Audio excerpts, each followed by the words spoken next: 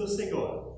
Que a graça e o amor do nosso Deus Pai, Filho e Espírito Santo esteja com todos nós. Amém.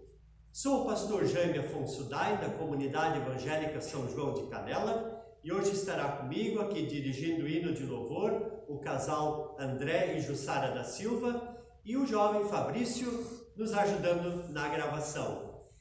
Saúdo a todos com o convite para refletirmos sobre a necessidade de crescermos espiritualmente, assim como crescemos corporalmente, como crescemos fisicamente. E vamos meditar sobre a palavra de 1 Coríntios, capítulo 13, versículos 10 a 12, que assim nos falam. Mas, quando vier o que é perfeito, então o que é em parte será aniquilado.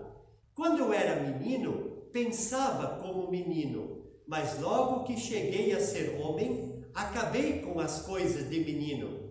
Porque agora vemos como por espelho, em enigma, mas então veremos face a face. Agora conheço em parte, mas então conhecerei plenamente, como também sou plenamente conhecido. Queremos dirigir uma palavra de oração. Senhor Deus querido, entregamos-te este culto em tua honra, em tua glória.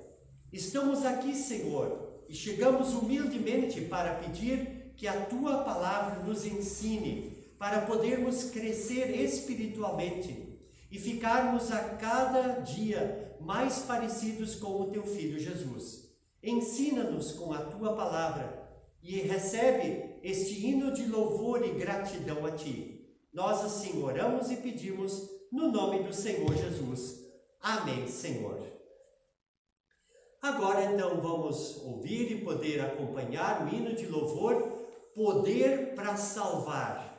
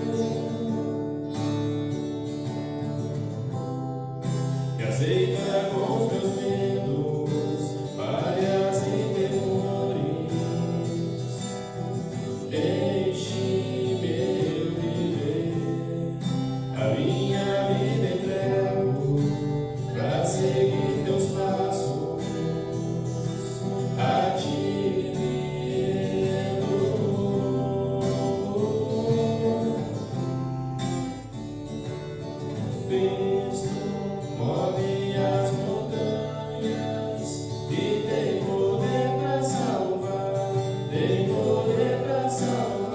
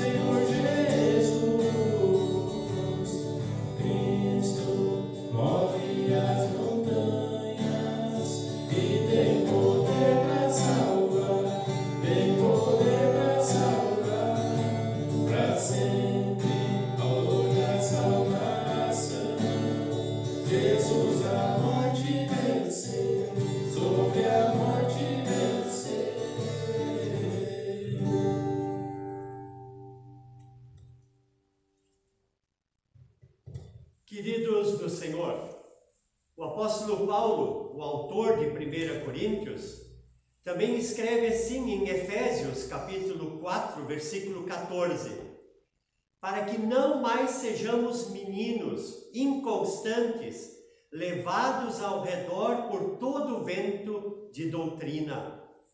Em 1 Coríntios, capítulo 14, versículo 20, o apóstolo Paulo destaca que os cristãos de Corinto não deveriam ser infantis no juízo, mas adultos amadurecidos. Ele tinha uma preocupação de que os membros da comunidade, tanto de Corinto e Efésios, como de todas as outras comunidades que estavam sendo criadas, começassem a crescer espiritualmente, não crescer só fisicamente. Os 3 versículos do nosso texto de 1 Coríntios, capítulo 13, versículos 10 a 12, estão incluídos no meio do capítulo de 1 Coríntios 13. E esse capítulo 13 de 1 Coríntios, é conhecido por o hino do amor, onde se coloca o fruto do amor como o mais importante inclusive do que a fé e a esperança. O texto fala em crescimento, e para exemplificar, Paulo usa sua própria experiência pessoal. Diz que falava como menino quando era menino, e à medida que ele foi virando homem, deixou de ser menino e passou a fazer as coisas próprias de um homem. E diz mais, que ele desistiu, abriu mão da condição de menino. Tomou uma decisão consciente. Isso era uma das suas recomendações, que ele também fez em Romanos 12, 1 e 2, quando ele diz que nós precisamos ter uma fé consciente frente ao nosso mundo. Por isso, podemos perguntar, o que esse texto nos quer ensinar para esse tempo em que nós estamos vivendo?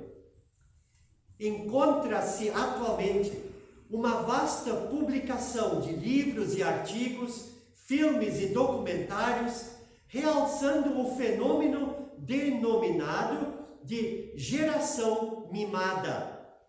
As crianças, elas são nutridas pelos familiares, recebem o que é necessário para crescerem. O problema é que quando uma criança ela precisa crescer e ela não quer crescer, ela não pode se tornar eternamente dependente dos seus pais. É a lei natural da criação de Deus. A dependência vale apenas enquanto ela é uma criança indefesa, como manutenção enquanto ser humano com as suas necessidades biológicas, quanto ao ter que comer, se vestir, cuidar da saúde, segurança e assim por diante. Isso vira um problema quando uma geração de gente que foi bem cuidada e de repente se dá conta que viver assim é muito bom e não quer crescer. Alguém tem que então suprir essa geração eternamente. Isso se dá com filhos que não querem sair de casa, mesmo quando recebem benefícios com cartões do governo, o que deveria ser também temporário, e isso vai se perpetuando. O escritor inglês Theodore Dalrymple, que é um médico e psicanalista, no seu livro Podres de Mimados, ele trata do tema como um culto do sentimento que tem destruído a capacidade de pensar e até a consciência do que é necessário pensar. Ele diz que quando pessoas se vitimizam, acham que todo mundo tem que fazer o que elas precisam e querem, e que assim todo mundo tem que prestar o auxílio para elas eternamente, as pessoas deixam delas mesmas de lutarem, de buscarem se manter pessoalmente. Num longo estudo que ele fez, ele encontrou exemplos na sociedade inglesa, onde, por exemplo, 3 gerações seguidas da mesma família recebiam benefícios governamentais, o que fez com que estas pessoas criassem uma dependência que tirava qualquer possibilidade de ação pessoal. As pessoas recebiam os benefícios do governo e achavam que elas mereciam isso e não precisavam trabalhar. De acordo com o mesmo Dalrymple, uma conclusão que ele tirou é que ser mimado não permitiu assumir compromissos ou gastar esforços. Tudo havia se tornado muito cômodo. Conforme o filósofo polonês Zygmunt Bauman, ele diz que tudo isto hoje está gerando um mundo líquido, quando diz que a falta de compromissos criado pela infantilidade leva a uma condição das pessoas relativizar todas as coisas, parecido com a água que a gente coloca na mão e ela se esvai. Assim é a geração que atualmente está vivendo entre o nosso mundo, geração de pessoas que não assumem mais compromissos. Outra consequência que surge, conforme Dalrymple, é o aumento assustador de doenças como a depressão e o suicídio em todas as faixas etárias, inclusive jovens e, pasmem, até já entre crianças. Uma sociedade de mimados se consideram vítimas da sociedade e que alguém deve pagar por isto. Quando os pais não estão mais presentes, procuram-se outras vítimas que fazem a vez de sustentadores. Alguns pesquisadores também já falam da era da vitimização ou do coitadismo. Mimados querem sempre tudo do seu jeito e a hora que desejam. E o outro, a outra pessoa ou uma outra classe social é uma espécie de garçom que está aí apenas para suprir suas pretensas necessidades. E da mesma forma se acaba tratando Deus como aquele que está aí apenas para fazer o que o crente deseja. Do apóstolo Paulo, podemos tomar muito atual a expressão que nós usamos: ensina a pescar e não dê sempre o peixe. Cada qual precisa assumir a vida que recebeu de Deus e viver a dignificar o seu Criador. Para isto, precisa crescer, ser adulto de corpo, mas também de mente e de espírito. Deixar que o Espírito Santo lhe indique qual a vontade de Deus. Precisamos trabalhar, produzir, sermos responsáveis por a nossa parte entre a humanidade, ocupar o seu espaço responsavelmente e não se jogar nas cordas, como se afirma por aí. Adulto, espiritualmente falando, é alguém que teme ao Senhor Criador. Consequentemente, a pessoa que teme a Deus vai procurar fazer a vontade de Deus. Também vai lutar contra a sua própria vontade egoísta, marcada pelo pecado. E a marca, o selo, a prova de que alguém é adulto, tanto social quanto espiritualmente, é o amor. E é por isso que estes 3 versículos estão exatamente no meio do hino do amor. Enquanto a criança exige cuidados, o adulto é capaz de se doar por amor. E isto lembra quem? Lembra Jesus, que doou toda a sua vida, inclusive morrendo na cruz, inocentemente, por nós pecadores. Que esta seja a nossa fé, hoje e para sempre. Amém. Convido para novamente termos uma palavra de oração.